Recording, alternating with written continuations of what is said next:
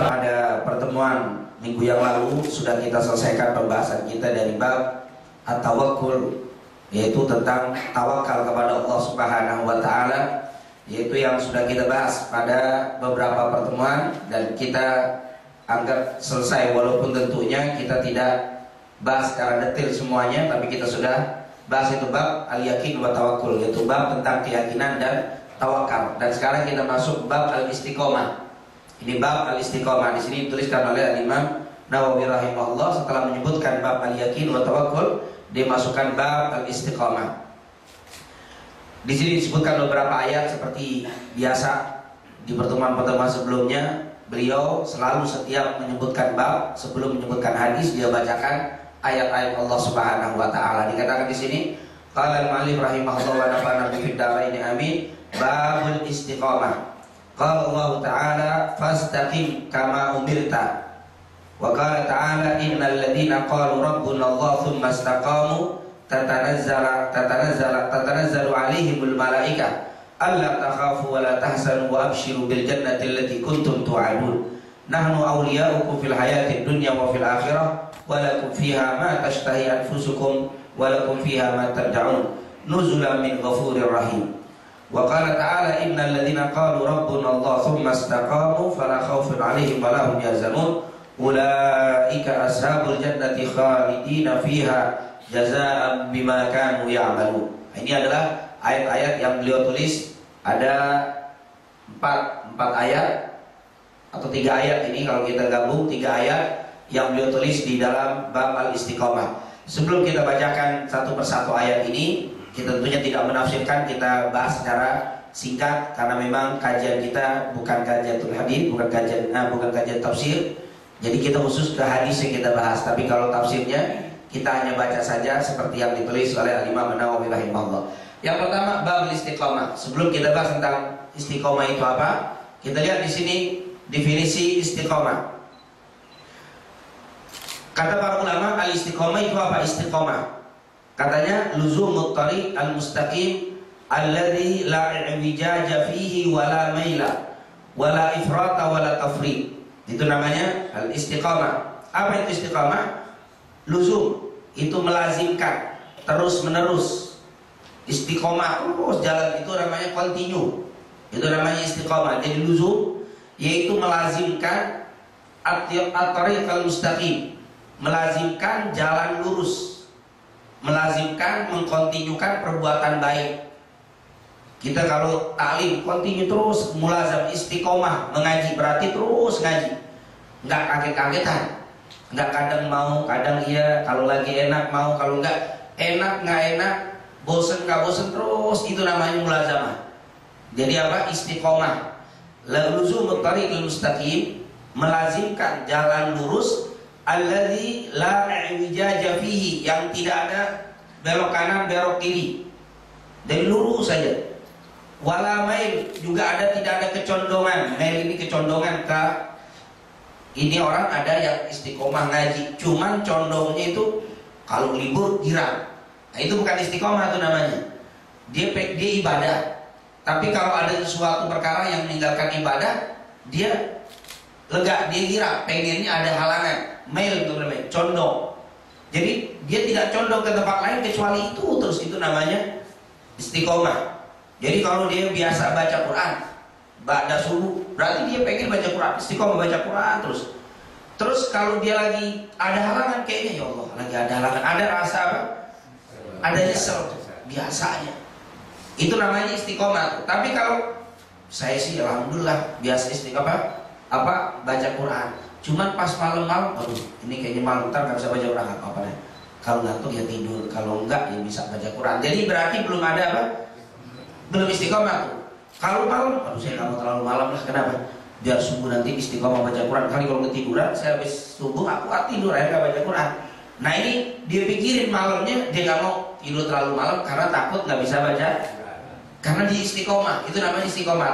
Terus saja, apapun yang meninggalkan perbuatan kebiasaan dia akan hilangkan. Biar tetap dia tidak ada beloknya, tidak ada bosannya, tidak ada cenderungnya ke amalan lain kecuali itu. Itu namanya istiqomah. Wala ifrat wala tafrid, tentunya tidak dengan cara berlebihan juga tidak kurang. Jadi lurus saja. Misalkan sekarang nih, saya misalkan habis subuh ini baca surat Yasin. Minggu depan atau Jumat besok subuh saya bacanya Yasin sama Waqiah. Besok nambah Kahfi. Besok lagi turun surat ini turun. Itu belum istiqomah namanya. Kalau istiqomah itu terus. Nanti kalau mau nambah Waqiah berarti terus Waqiah terus. Waqiah Yasin, Waqiah Yasin. Nambah lagi Waqiah Yasin Rahman, Waqiah Yasin, itu namanya istiqomah. Tapi kalau sekarang Yasin, besok Qul, besok lagi Natoina. Cuman itu namanya apa? Nggak istiqomah. Jadi istiqomah itu apa? Terus, tidak berkurang, tidak berlebih. Ada juga orang yang sekarang ngaji. Sekarang baca Quran 1 lembar. Besok enggak. Besok lagi ngaji 2 lembar, besok enggak. Itu namanya bukan istiqomah tuh. Yang istiqomah tiap hari selembar, berarti tiap hari selembar. Tapi mau ningkatin, nambah 2 lembar, 2 lembar, terus itu namanya istiqomah. Bukan berarti bosat saya pengen sekarang ada peningkatan tiap hari selembar, sekarang pengen nambah 2, takut enggak istiqomah. Bukan begitu. Kalau mau nambah terus, nambah apa? Itu diistiqomahkan. Itu namanya apa? Biwala ifrat wala tafrid. Tidak berkurang juga tidak berlebih, tidak berlebihan, tidak berkurang. Nah, inilah yang dikatakan apa? Istiqomah. Jadi dengan bahasa kitanya, orang yang melakukan amal baik dan dia continue terus. Peningkatan ada, tapi untuk pengurangan tidak terus. Dulu di istiqomah ngaji, sekarang dia ngaji juga, cuma peningkatannya biasanya datangnya lambat, sekarang mulai apa? Duluan. Di istiqomah duluan terus. Nah, ini namanya istiqomah. Jadi insya Allah kita bisa apa?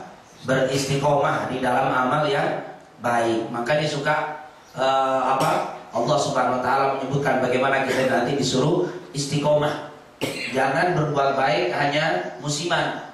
Berbuat baik sekali enggak itu bukan istiqomah. Nanti kita akan lihat hadis-hadisnya pahala bagi orang yang istiqomah. Makanya ada nanti kalimat khairul a'mal adwamuha wa in qalla. Sebaik-baik amal yang istiqomah walaupun sedikit, lebih baik itu terus continue daripada apa? Turun naik tuh, giliran lama, giliran qiyamul lail nggak tidur, besok 2 minggu nggak sholat, mau maju yang begitu, mendingan istiqomah aja tiap malam 2 rakaat, tapi istiqomah itu lebih apa? Lebih baik. Nah, nanti kita akan lihat. Bahkan juga mungkin dalam ilmu kesehatan juga begitu ya. Kalau kita olahraga 1 hari nggak, dari pagi sampai zuhur olahraga, besok nggak olahraga, sebulan nggak olahraga, yang ada bukan sehat, sakit. Ya lebih baik setiap hari misalkan 15 menit, tapi istiqomah. Itu kelihatannya lebih apa? Lebih hasil daripada apa? Begitu juga ibadah. Bukan berarti nggak ada hasilnya, ada, tapi tidak sebaik orang yang beristiqomah. Kemudian ada juga ulama yang apa? Allah Subhanahu Wa Taala mengatakan di dalam surat Hud ini yang kita lihat di surah di dalam tafsir di dalam kitab Riyadhus Shalihin, katanya di sini qala al-mu'allif rahimahullah, pengarang kitab Imam Nawawi rahimahullah mengatakan qala Allah Ta'ala fastaqim kama umirta. Itu di kalimat beliau, kalimat itu yaitu surat Hud dipotong fastaqim kama umirta, tapi di sini saya nukilkan dengan lengkap fastaqim kama umirta wa man taba ma'aka wa la tadghaw innahu bima ta'maluna basir. Dikatakan fastaqim, maka tetap kama umirta, pada kamu jalan yang benar. Makanya tadi istiqomahlah kamu di dalam apa? Jalan yang benar. Kata-kata istiqomah jadi istaqim. Istaqim artinya beristiqomahlah kamu. Kama umirta, sebagaimana kau diperintahkan. Sudah kau beramal, istiqomah. Itu perintah dari Allah Subhanahu Wa Taala. Wa man taba ma'aka, sebagaimana diperintahkan kepada kamu juga orang-orang yang telah bertobat beserta kamu, wala tadghaw, dan jangan melampaui batas. Innahu bima ta'maluna basir. Sungguhnya dengan apa yang kalian lakukan Allah Maha mengetahui, Allah Maha melihat. Ini adalah kalimat fastaqim kama umirta. Imam Nawawi rahimahullah menyebutkan dalam kitab Riyadhus Shalihin kalimat sampai di sini fastaqim kama umirta. Tapi ini kita teruskan di surat Hud ayat 112. Dari ayat ini para ulama mengatakan dari ayat ini istiqomah itu harus memenuhi syarat. Yaitu yang pertama bittiba'ir rasul, yaitu dengan mengikuti Nabi Muhammad sallallahu alaihi wasallam. Wa bittariqatil lati fahimaha ashabu, dengan jalan yang difahami oleh para ulama dari golongan sahabat Nabi Muhammad sallallahu alaihi wasallam. Wal ikhlas lillahi azza wa jalla fiha, dan juga waktu melakukannya ikhlas. Jadi dalam agama orang itu disebut istiqomah kalau perbuatannya sesuai dengan syariatnya Nabi. Ini kalau dia istiqomah tapi salah, punya orang bagus istiqomah salah, bahaya. Itu istiqomah itu harus apa? Sesuai dengan syariat, itu disebut istiqomah. Kemudian sesuai dengan pemahaman para sahabat, jangan kita memahami sendiri. Al-Quran dan hadis ini harus kita pakai pemahaman para ulama, diantaranya adalah para sahabat dan para tabi'in, para ulama salafus saleh. Ini jangan dipahami sendiri, Quran jangan dipahami sendiri. Karena kalau kita baca Quran diterjemahin sendiri, gawat, nanti banyak apa? Banyak kelirunya daripada benernya. Nah, makanya di sini seluruh ulama dikatakan wabit tariqatil ladzi fahimaha ashabu, sebagaimana dengan jalan yang difahami para sahabatnya. Jadi sahabatnya Rasul lebih tahu tentang Quran karena memang beliau hidup bersama Nabi waktu turun Al-Quran, dia ada. Jadi lebih ngerti apa itu maksud kalimat yang ada di dalam Al-Quran. Kemudian juga ikhlas. Ini kata para ulama syaratnya yaitu ngikut Nabi, karena di kata-kata sini kalimat wala tatghaw, jangan kalian berlebihan. Kata-kata berlebihan ini terjadi kalau kita sudah tidak sesuai dengan syariatnya Nabi. Istiqomah sholat subuh 3 rakaat, hancur istiqomah itu.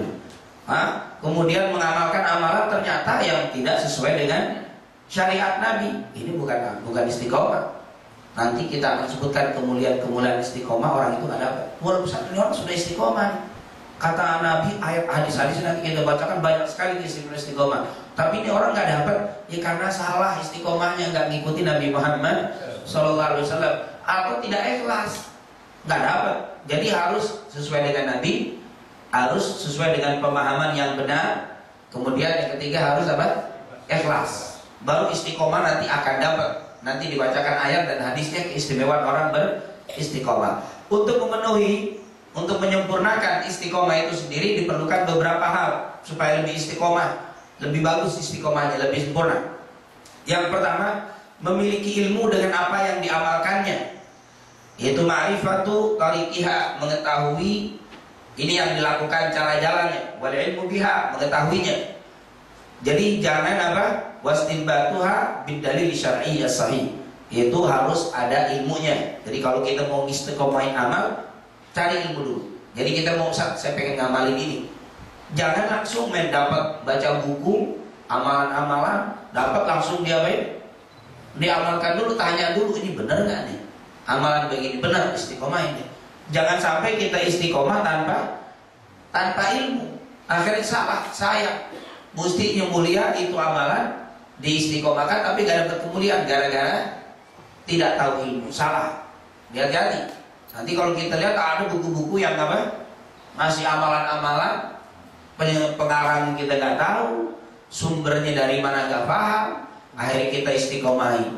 Sudah bertahun-tahun, puluhan tahun kita amalkan, akhirnya kurang sempurna karena kurang paham. Makanya di sini untuk menyempurnakan istiqomah, pertama syaratnya ilmu. Yang kedua mengamalkannya. Ya, yang namanya istiqomah mengamalkan. Jadi jangan apa? Saya pengen apa? Istiqomah, pengennya doang istiqomah, pengennya doang terus tapi tidak apa?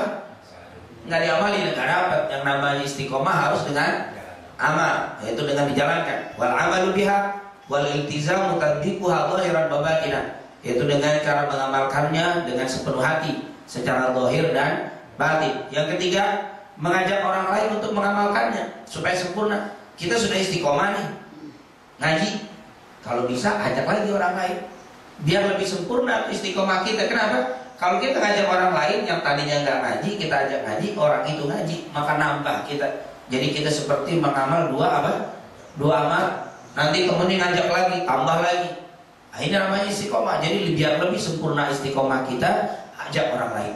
Nanti kalau kita sendirian, kita sudah istiqomah sendirian, kita kalau kurang sempurna kalau nggak ngajak orang lain. Kenapa? Karena waktu kita lemes, iman lagi turun, nggak ngaji, nggak ada yang ngingetin. Tapi kalau kita ngajak orang, istiqomah nih. Kita mulai lemes, orang itu ngingetin, masa itu yang ngajak anak dulu ngaji sekarang malah nggak ngaji. Jadi nambah lagi. Atau waktu kita mau mundur, saya malu, masa saya ngajak-ngajak orang, saya jadi kagak ngaji. Itulah jadi kuatnya apa? Istiqomah. Tapi kalau sendirian, mau mundur kan, mau nggak ada yang ngingetin, nggak malu, nggak ada beban. Makanya untuk menyempurnakan istiqomah, ajak orang lain. Kita udah sholat, ajak orang lain. Nanti kalau kita nggak sholat, akan diingetin sama orang. Bahkan ada rasa malu, ya Allah saya malu ngajak orang, masa saya kagak. Makanya dai-dai itu enak. Orang yang bisa ceramah, bisa ngajak, bisa ngaji, istiqomah kebanyakan. Kenapa? Ada rasa malu. Masa saya nyuruh orang ngaji, saya nggak pernah ngaji. Masa saya suruh sholat, saya nggak sholat. Nah itu supaya sempurna istiqomah, jangan lupa ajak orang. Jangan kita pikir yang penting saya sudah istiqomah ngaji, yang penting saya istiqomah sholat, nggak perlu ngajak orang lain. Jangan, karena iman kita ini al-iman yazid wa yanqus. Iman ini naik turun. Nanti giliran turun gak ada yang ngingetin kita.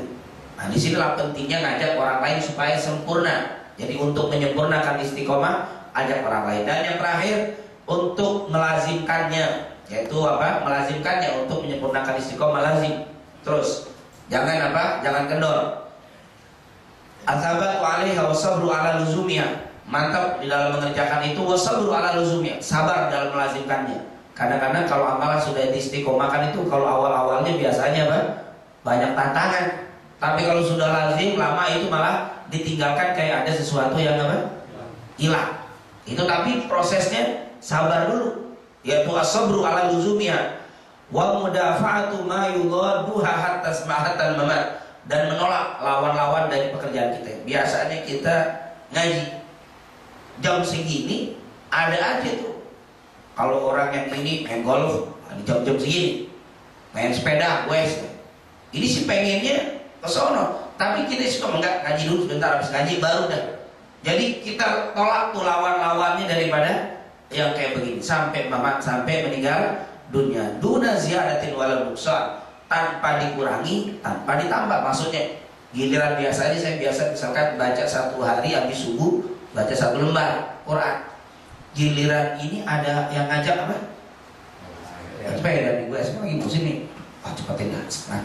Nah ini mulai nih disetengahin deh, karena ada yang nggak baca, ada yang ngajak besok, nggak ada yang ngajak full, ada yang ngajak setengah, lama-lama hilang tuh.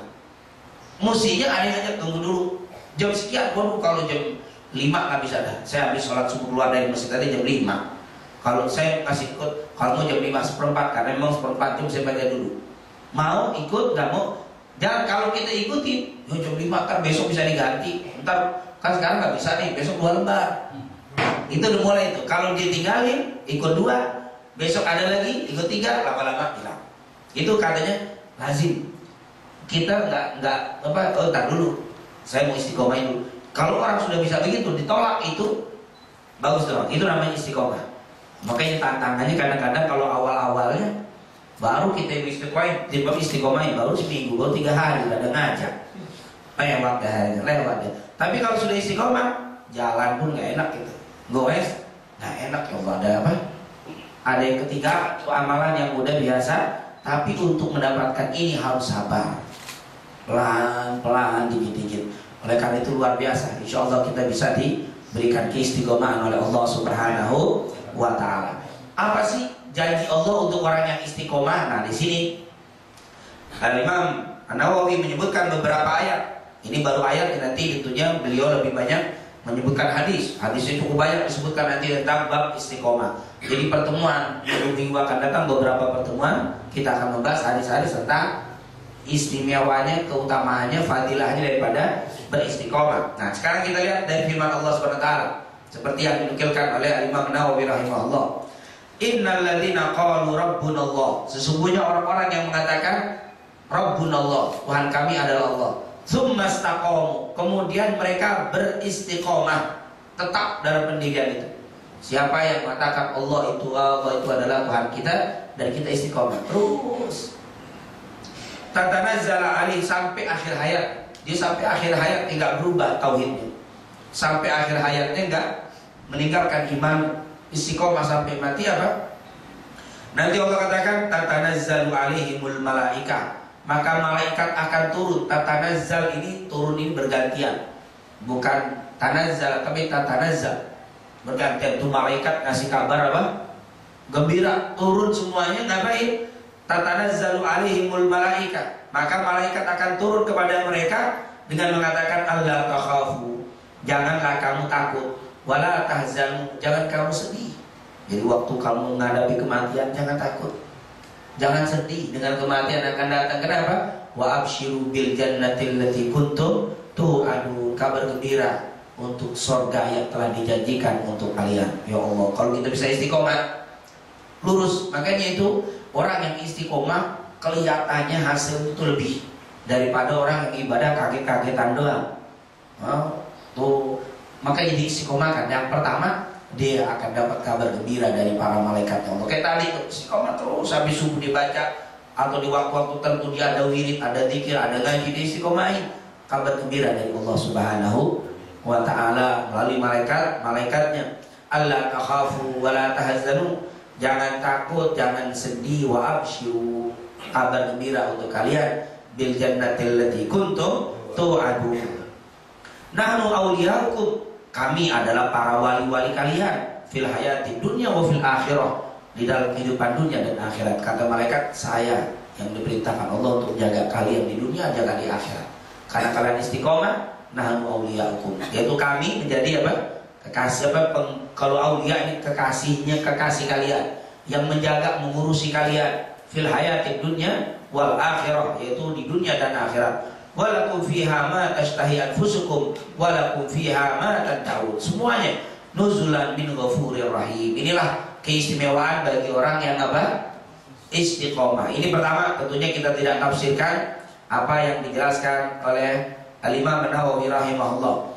Kemudian fadilah yang kedua, innal ladzina qalu rabbuna Allah tsumma istaqamu, sesungguhnya orang-orang yang istiqomah, yaitu orang-orang yang berkata Allah itu adalah Tuhan kami dan beristiqomah. Maksudnya di sini bukan hanya bilang Allah Tuhan kita terus istiqomah, enggak.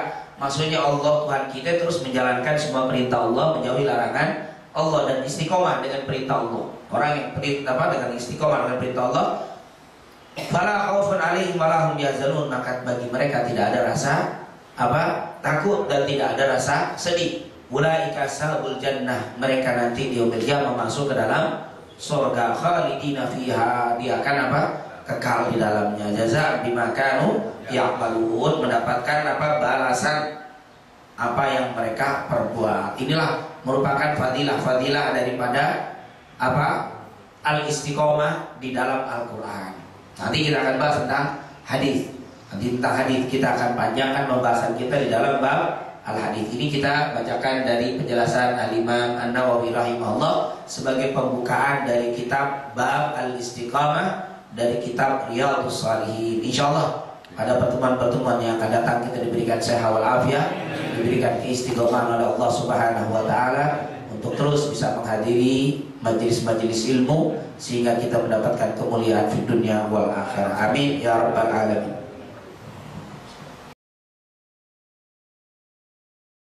Boleh amalan yang kita istiqomahkan kita ganti waktunya. Mungkin karena ada apa? Kalau bahasa kita karena kesibukan, ada kerjaan yang nggak bisa ditunda. Boleh nggak di apa? Diganti waktunya. Nah, di sini kata para ulama, kalau memang dia ada udzur syar'i, dia biasa amalkan ini, kemudian ada udzur yang nggak bisa dia apa? Nggak bisa ditinggalkan, harus untuk kebaikan dia dunia dan juga akhirat dia, maka kata ulama diperbolehkan untuk apa? Dan dia termasuk istiqomah. Dari mana? Ini kita lihat ada hadis Rasulullah SAW, siapa yang biasa sholat qobliyah subuh, istiqomah qobliyah subuh, dia istiqomah nggak pernah ditinggalin dia qobliyah subuh, kemudian ketinggalan, itu boleh diqodho.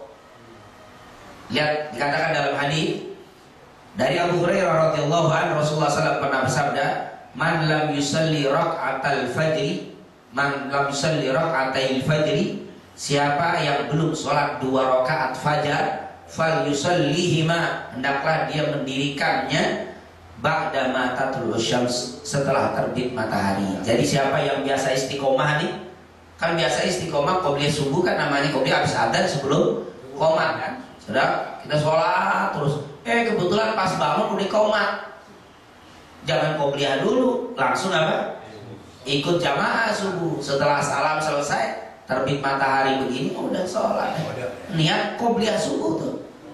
Niat qobliyah subuh boleh, tapi sudah terbit matahari. Berarti kan amalannya dia iya dipilih katanya. Dipindahin ke tempat waktu yang lain boleh. Berarti kita nih biasanya kayak tadi tuh, biasa dicontohkan sama Pak Isan tadi, ada Yasin, ada subuh. Kebetulan kita harus pergi pagi, nggak bisa waktu. Akhirnya kita nggak sempet, nggak apa-apa. Nanti kita di jalan kita bisa baca. Atau kalau nggak bisa nanti dohor niat untuk apa? Istiqomah kita diperbolehkan. Dan alhamdulillah luar biasa. Kalau kita bisa lakukan itu karena udur. Yang tadi kita jelaskan, tapi kalau ada yang ngajak olahraga kok kita jangan ditunda. Kenapa? Karena kalau ngajak begini bukan darurat yang yang masa, bukannya yang penting banget itu sih kita bisa tunda. Entar aja dulu, entar ya itu masih bisa. Ini cerita yang memang nggak bisa, maka diperbolehkan. Dan ini Tuhan insya Allah sama seperti ini hadis riwayat Imam Tirmidzi. Barang siapa belum mendirikan 2 rakaat fajar, hendaknya mendirikannya setelah terbit matahari. Berarti tetap istiqomahnya tidak hilang. Alhamdulillah. Kemudian boleh nggak kalau diwasiatkan? Boleh. Anak-anak kita terutama. Karena apa? Karena anak kita ini adalah semua wa naktubu ma qaddamu wa atharahum wa kullu syai'in ahsaynahu fi kitabim mubin. Ketika menjelaskan kalimat nahnu nuhyil mauta wa naktubu ma qaddamu wa atharahum nahnu nuhyil mauta, kami yang menghidupkan dari yang mati. Wa naktubu ma qaddamu, dan kami akan menulis semua amal-amal yang telah kalian lakukan, apa yang telah kalian kerjakan.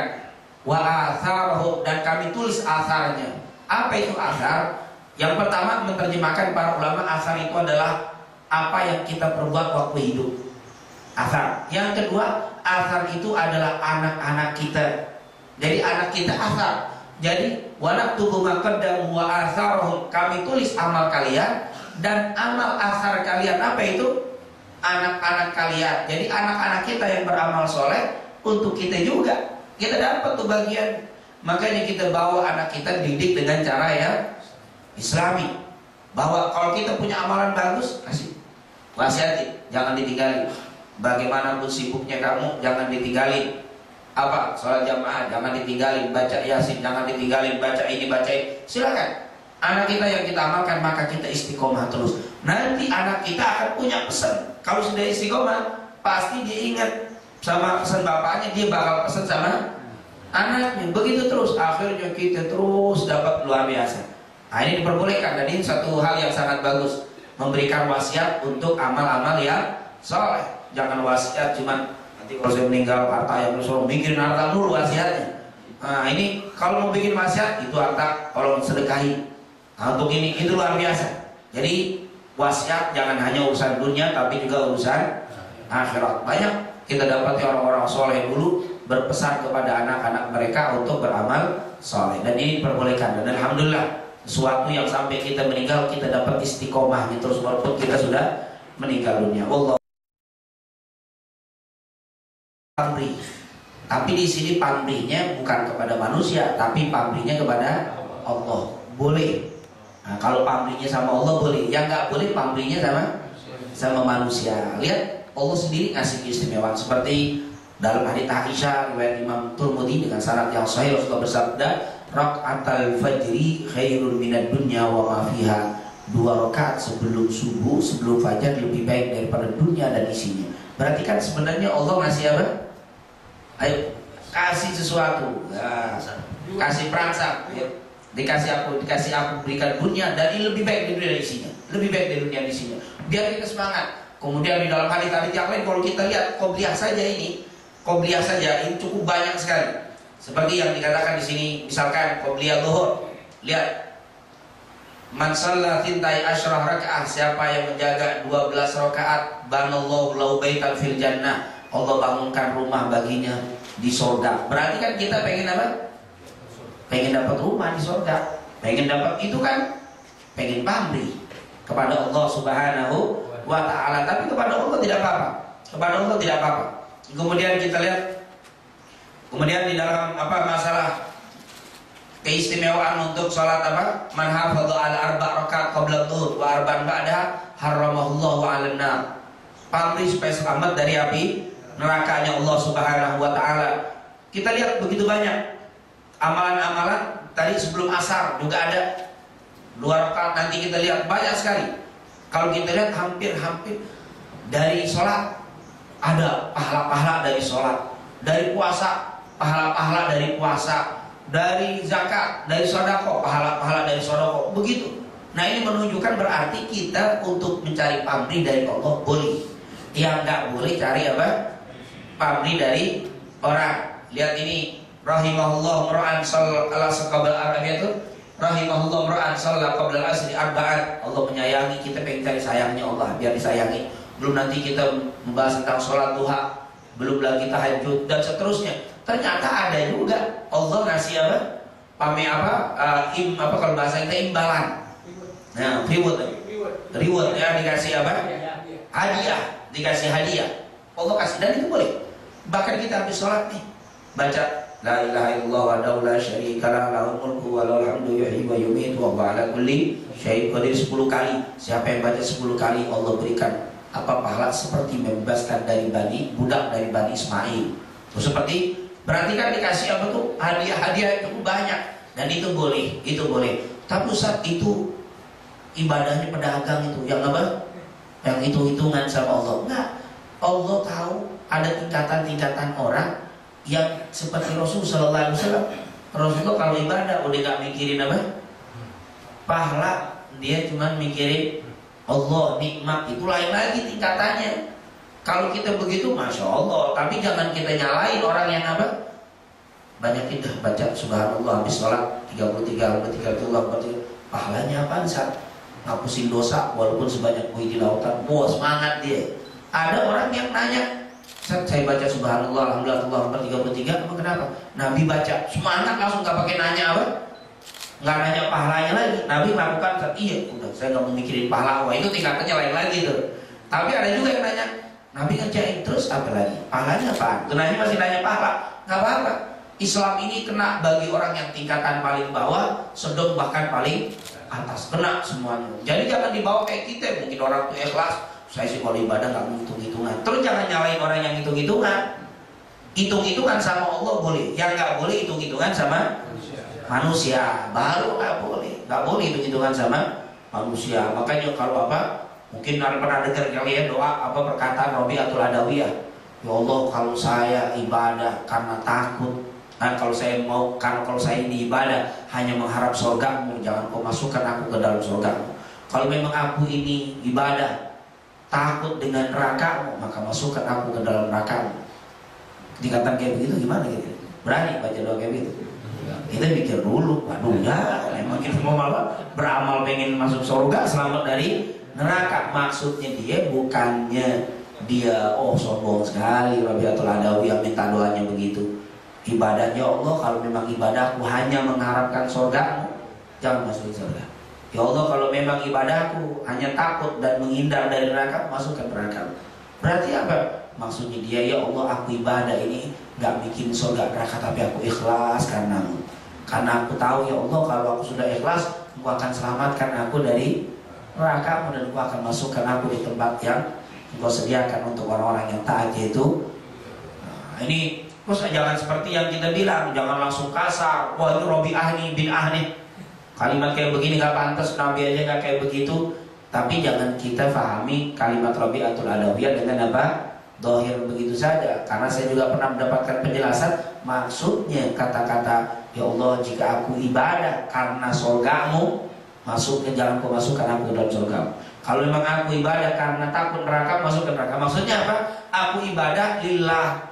Kan nggak boleh kita sholat usolli fardhu subhi li adkhulal jannah. Allah akbar, kan nggak boleh begitu. Ya Allah, saya sholat 2 rakaat subuh supaya masuk surga. Boleh begitu? Nggak boleh lillahi.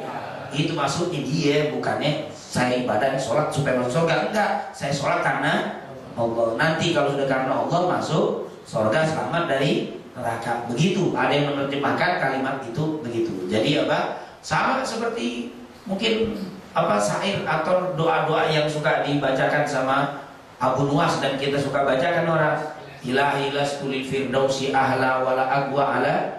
Nah, ya Allah, saya ini kagak pantas nih kalau masuk surga. Amal saya gak bagus, gak banyak. Tapi kalau masuk neraka juga gak kuat, ya Allah. Maksudnya kemana itu? Boleh taruh di mana? Ya maksa kita. Maksudnya apa itu? Apa mau ditaruh di tengah-tengah antara surga dan neraka? Manzilah baina manzilatain. Karena ada kelompok yang mengatakan ada manzilah baina manzilatain. Dua tempat antara surga dan neraka, satu tempat. Ini untuk orang yang dosa besar, mati belum tobat tapi masih Islam.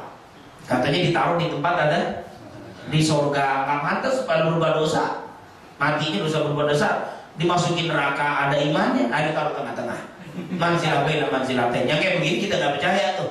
Ini bukan akidah ahli sunnah. Ahli sunnah kalau nggak surga, neraka, nggak ada pilihan ketiga. Ini Abu Nuwas, ya Allah kalau dimasukin surga nggak pantas. Masuk neraka nggak kuat, ya Allah. Taruh mana? Kan bahasa kita pantasnya surga aja dah, nggak ada apa. Itu kan makanya dunubi keada dirimali, dosa-dosa aku ini seperti butiran pasir yang ada di padang pasir, ya Allah.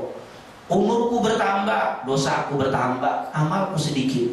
Nah, itu bukan berarti doa nggak sesuai dengan Nabi ini, enggak. Karena memang maksudnya pengakuan diri. Karena memang sebenarnya Allah itu suka sama orang yang mengaku.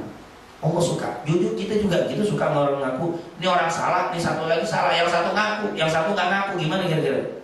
Kalau dalam hukuman kepolisian ada keringanan Pak. Ini orang ngaku, saya ngaku Pak, saya mencuri. Nggak pakai proses buat gampang, yang bakal ringan dikit deh. Tapi kalau yang itu buruk-buruk apa, kenanya lebih berat ya. Begitu juga ngaku, ya Allah saya banyak dosa. Allah demen tuh. Ya Allah saya banyak dosa, ya Allah dosaku bertambah, umurku berkurang, dosaku kalau dihitung lebih banyak daripada butiran pasir yang ada di padang pasir, ya Allah. Oleh karena itu saya gak pantas masuk surgamu, ya Allah. Tapi aku takut masuk neraka. Itu sebenarnya minta sama Allah, demen nih sama orang ngaku begini nih. Maka surga akhirnya sebenarnya. Nah ini luar biasa. Jadi jangan kita langsung dengar kalimat begitu langsung kita klaim. Ada orang beribadah ngitung pahala nggak sesuai dengan Nabi. Tunggu dulu. Tingkatan orang itu berbeda-beda, insyaallah. Dan Nabi juga sering kok. Dalam hadis nanti kita akan lihat orang yang istiqomah bakal begini-begini, yang istiqomah bakal begini-begini. Berarti kan itu rangsangan kita untuk semangat beribadah kepada Allah. Nggak bilang Nabi siapa yang ibadah dengan istiqomah mulia sudah. Ada pokoknya nggak usah pikirin. Nggak ada yang begitu. Nggak usah pikirin pahala pokoknya besar. Siapa yang sholat biar subuh besar. Nggak begitu, tapi dunia dan isinya begini dikasih disebutin. Nah itu supaya kita bersemangat. Dan ini alhamdulillah tidak bertentangan insyaallah. Wallahu a'lam bishawab.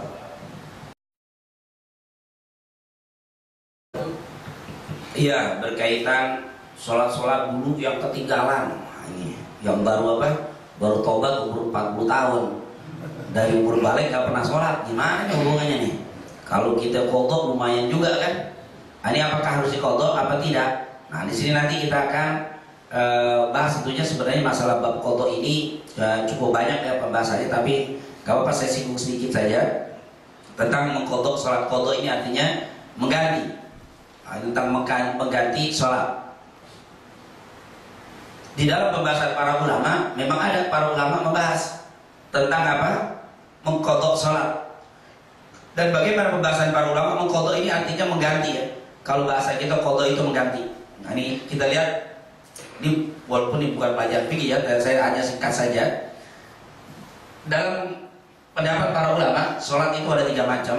Yang pertama sholat adaan, yaitu sholat yang kita kerjakan, yang ada waktunya. Yang pertama ada namanya i'adah. I'adah itu mengulang karena kita merasa kurang pas, kita kayaknya kurang ragu nih habis sholat tadi kayaknya kayaknya najis, kan? Kita sholat lagi, itu namanya i'adah namanya. Mengulang satu sholat di satu sholat lagi di waktu yang sama karena keraguan, karena syak, itu i'adah. Nah ada qadha. Qadha itu melaksanakan kewajiban setelah waktunya habis atau meninggal sholat bukan pada waktunya. Waktunya udah habis, tahun yang lalu saya kagak sholat.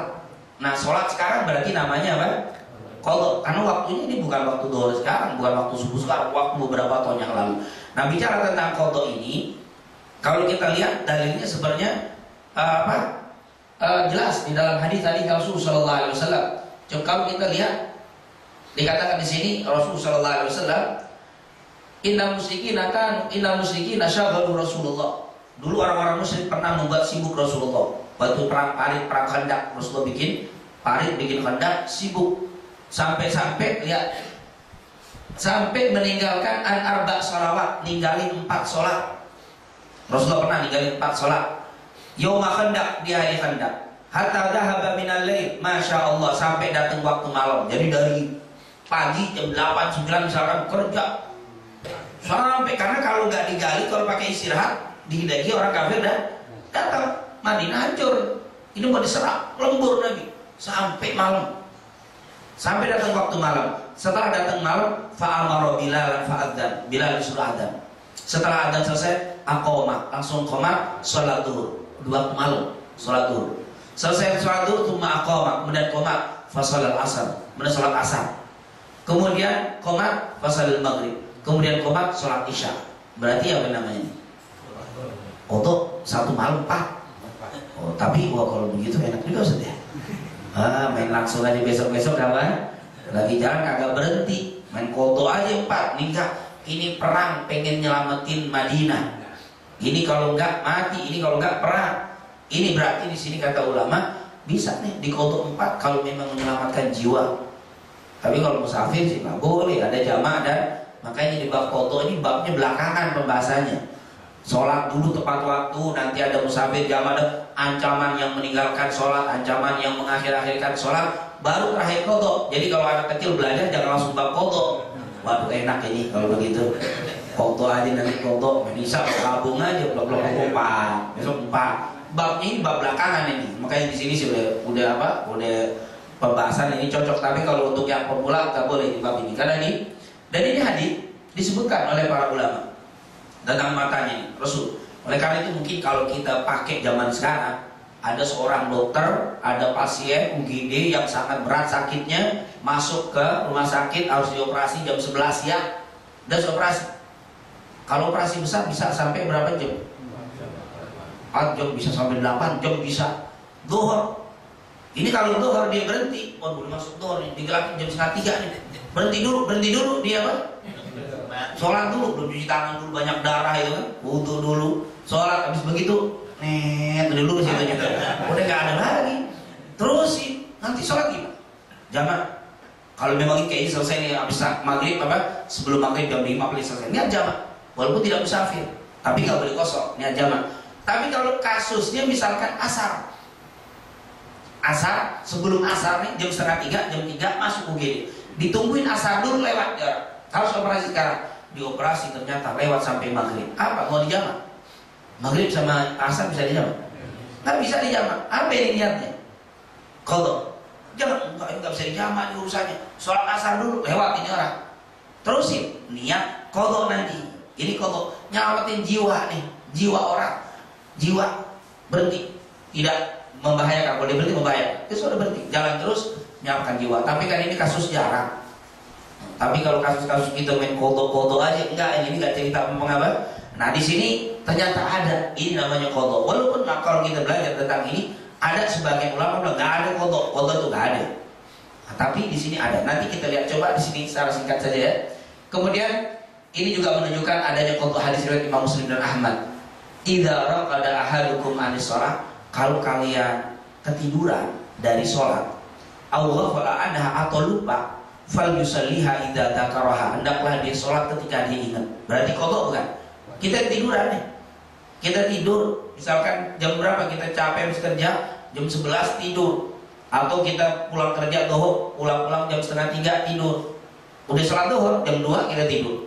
Bangun maghrib, fal yusalliha idza dzakaraha. Sholat. Pas bangun sholat asar, jangan apa? Jangan ditinggal itu asar. Sholat itu namanya qadha.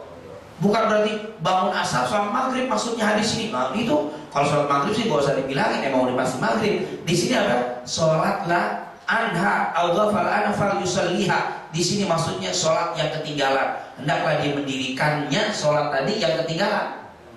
Idza dzakaraha, kalau ingat perasaan tadi udah sholat asar selesai. Nggak taunya astagfirullah, saya asar belum sholat, udah masuk maghrib. sholat asar itu namanya qadha, sholat asar di waktu maghrib, bukan di jamak. Juga kalau engkau lupa dan ingat, sholat aja langsung. Maksudnya sholat maghrib, emang maghrib sih gak usah dibilangin, emang kita harus maghrib. Maksudnya yang sholat apa? Yang ketinggalan, itu namanya dalil qadha. Nah, ini riwayat Imam Muslim. Nah, memang kalau dicari, kalau engkau ketinggalan qadha lah, kata-kata qadha emang tidak ada. Ini kan susahnya orang tekstual. Nabi pernah nggak nyuruh qadha? Kalau kamu sholat qadha, nggak ada kata-kata qadha. Tapi mengerjakan di waktu yang bukan miliknya namanya qadha dalam ilmu fikih. Jadi Nabi nggak perlu nyebutin apa? Qadha. Kalau kamu ketiduran, qadha lah sholatmu. Ya nggak ada kalimat qadha lah. Tapi kalau kamu ketiduran, waktu kau bangun, sholatlah. Walaupun bukan waktu. Itu niatnya qadha dalam ilmu fikihnya. Makanya di sini tentunya saya tidak membahas tentang apa urusan qadha ini, tapi nanti kita lihat nih tentang apa? Jika tidak sendirikan bahwa ini tentunya hal-hal yang menyebabkan bagi qadha. Lihat, Hanafiyah di qadha sesuai yang ditinggalkan.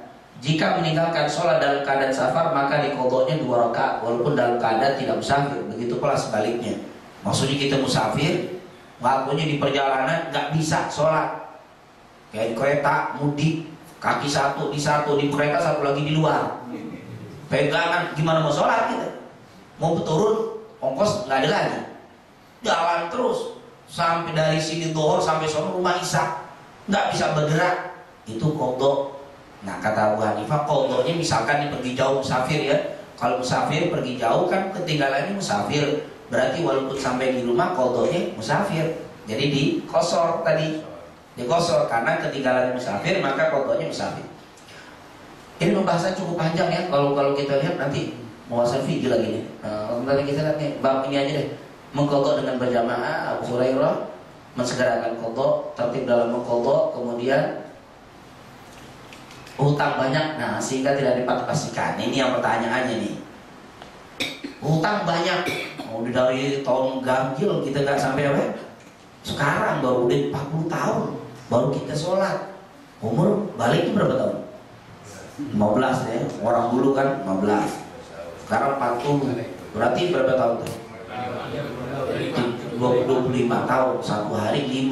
1 tahun 350 kali. Waduh, yang sudah berapa itu harus qadha itu kan? Bagaimana tuh qadha? Lihat, ini pendapat Hanafiyah mengatakan hendaknya dia mengqadha semampunya sehingga merasa tenang jiwanya dimulai dari sholat Dhuhr. Rasa tenang selesai semampunya. Tapi Malikiyah, Syafi'iyah dan Hanabilah wajib diqadha hingga betul-betul yakin telah terbayar. Wow, ini malu berat juga ini kan. Tapi intinya dari 4 mazhab ada qadha. Makanya ada yang mengatakan tidak perlu diqadhakan. Qadha. Makanya nanti kalau kita belajar mazhab Syafi'iyah, kalau kita pergi ke Mekah, ke Madinah baik haji dan umroh, di Madinah, di Mekah banyakin qadha. Kali yang dulu tuh qadha sekali sholat kan 1000 tuh kali aja kebayar kan. Sholat cepat-cepat luar biasa. Makanya kalau kita lihat banyak tuh orang habis sholat sunnah berdiri, sholat lagi. Ternyata niatnya saya ternyata kenapa? Qadha. Saya dulu saya bekas begini saya pengen. Nah, itu luar biasa. Mereka insya Allah kita punya rezeki bisa berangkat haji dan umroh. Amin. Kita perbanyak sholat sunnah. Nanti kalau kita lihat ada lagi orang yang sedikit bikin ringan pendapatnya. Tapi bukan dari mazhab ini, tapi ulama mengatakan tidak mengapa kalau memang terlalu banyak, maka perbanyaklah sholat sunnah. Duhanya dibanyakin, dijaga, tahajudnya dijaga, qobliyah dia jangan ditinggalkan, banyakin. Nanti sempat waktu baru sholat Dhuhr, habis sholat Dhuhr lagi. Baru nanti perbanyak sunnah. Karena Allah bilang, ya Rasulullah pernah bilang, ittaqillah haitsu ma kunta wa bi sayyi'ah al-hasanah tamhuha. Ikutilah perbuatan buruk dengan kebaikan, insya Allah akan dihapus keburukan dengan kebaikan kita. Jadi ini, jadi di sini Pak. Jadi kalau memang kita itu supaya lebih mantap silakan diqadha. Qadhanya saat bagaimana? Boleh setelah Dhuhr, setelah asar. Tapi qadhanya kata ulama lebih dulu daripada aslinya. Ini kita sholat Dhuhr nih, ada kita qadha dulu, baru Dhuhr aslinya. Qadha asar baru asar aslinya.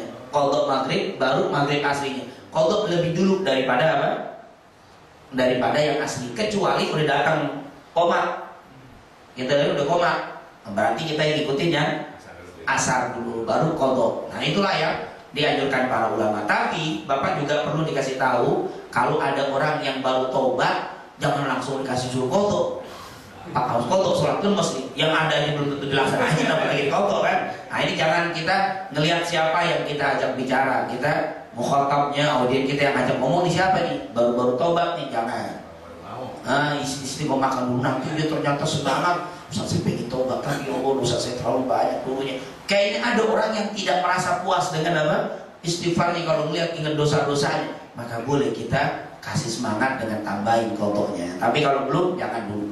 Jadi kita bisa melihat siapa yang kita ajak bicara. Bukan berarti kita hukumnya dirubah-rubah, tidak. Kita lihat keadaan. Kita lihat keadaan. Jangan sampai kita ngasih amalan sampai orang itu malah bayang 25 tahun kali segini, yang ada aja belum beres susah, ini 25 yang ada dilemas duluan. Oh, kalau gitu nggak mungkin kan. Dan seluruh ulama sepakat kalau sudah ada orang berusaha mengqadha, baru 2 hari niat ditobat, lalu dia berusaha mengqadha meninggal, maka niatnya di mengqadha sudah bersih dari dosa-dosa yang pernah berlapis. Subhanallah, nggak dihitung apa? Telak. Allah hitungannya luar biasa. Kalau kita kan utangannya namanya utang. Kalau Allah enggak, utang udah ada niat selesai. Niat. Kalau kita enggak kan, Ustaz saya punya utang Ustaz 10 juta, saya niat bayar, meninggal, kira-kira gimana? Udah ada niat. Kalau enggak, kalau kita enggak. Kalau Allah sudah niat, oh selesai. Subhanallah. Tapi yang enggak ada niat itu yang apa? Dituntut sama Allah Subhanahu wa taala. Ini merupakan apa? Karena memang maaf, kita sholat adalah kewajiban kepada Allah. Ketika kita tinggalkan berarti kita urusannya dengan Allah Subhanahu wa taala. Allah alam, secara singkat itu Pak ya tadi ya. Jadi pendapat sekali lagi ini adalah pendapat dari para ulama dari mazhab Hanafiyah, Malikiyah dan Syafi'iyah. Berarti Syafi'iyah itu dianjurkan untuk apa? Mengqadha. Wallahu a'lam bishawab. Oh iya, masalah qabliyah dan ba'diyah Jumat ini sebenarnya kalau kita lihat ini khilaf, memang terjadi perbedaan di antara para ulama tentang qadha tentang ba'diyah, qabliyah Jumat ya. Kalau ba'diyah ada. Ini tentang apa? Qabliyahnya ada apa tidak? Memang sebenarnya saya belum tulis secara khusus dari pendapat para ulama. Menurut Syafi'iyah, sebagian Syafi'iyah mengatakan ada, karena dhuhr Jumat itu pengganti daripada dhuhr. Kalau memang dhuhr itu ada, berarti Jumat itu ada karena dia ganti daripada sholat dhuhr. Tetapi ada yang bilang enggak. Kenapa? Karena Jumat lain dengan dhuhr, sehingga dia punya hukum sendiri. Nah, jadi menurut mazhab Hanabilah tidak ada qabliyah dhuhr, qabliyah Jumat. Tapi menurut Syafi'iyah ada, karena dia ganti daripada dhuhr. Nah, Ustaz, kalau secara umum bid'ah tidak boleh dibid'ahkan. Untuk dibid'ahkan tidak boleh, karena sekarang sudah bukan berarti boleh nggak boleh, tapi masalah apa? Bid'ah dan tidak bid'ah. Kenapa? Karena ada hadis secara umum. Secara umum ini hadis. Kita lihat dari Abdullah bin Mughaffal, Rasulullah pernah bersabda, "Baina kulli adzanaini shalatun liman syaa." Antara azan dan iqamah itu ada sholatnya, siapa yang mau. Berarti kan antara azan dan iqamah. Jadi kalau sudah azan Jumat sebelum iqamah, sholat liman syaa, siapa yang mau. Dari kalimat liman syaa sepakat tidak muakkadah. Jadi silakan. Misalkan kita apa? Datang, kemudian antara adzan dan qomat ada adzannya 2 kali, adzan terus ada qomatnya, kita sudah masuk adzan, kita sholat. Baina kulli adzanaini sholatun liman syaa. Ini hadis secara umum. Saya tidak ambil pendapat mazhab, tapi kalau kita ambil hadis ini berarti setiap antara adzan dan qomat ada sholatnya dan nggak boleh dibidahin. Sholat qobliyah maghrib nggak boleh dibidahin. Ini kadang sholat qobliyah maghrib bid'ah. Rasul nggak pernah melakukan. Hati-hati. Tidak ada larangan sholat qobliyah, yang ada ba'diyah. Ba'diyah subuh dilarang, ba'diyah asar dilarang, tapi qobliyah nggak ada larangan qobliyah.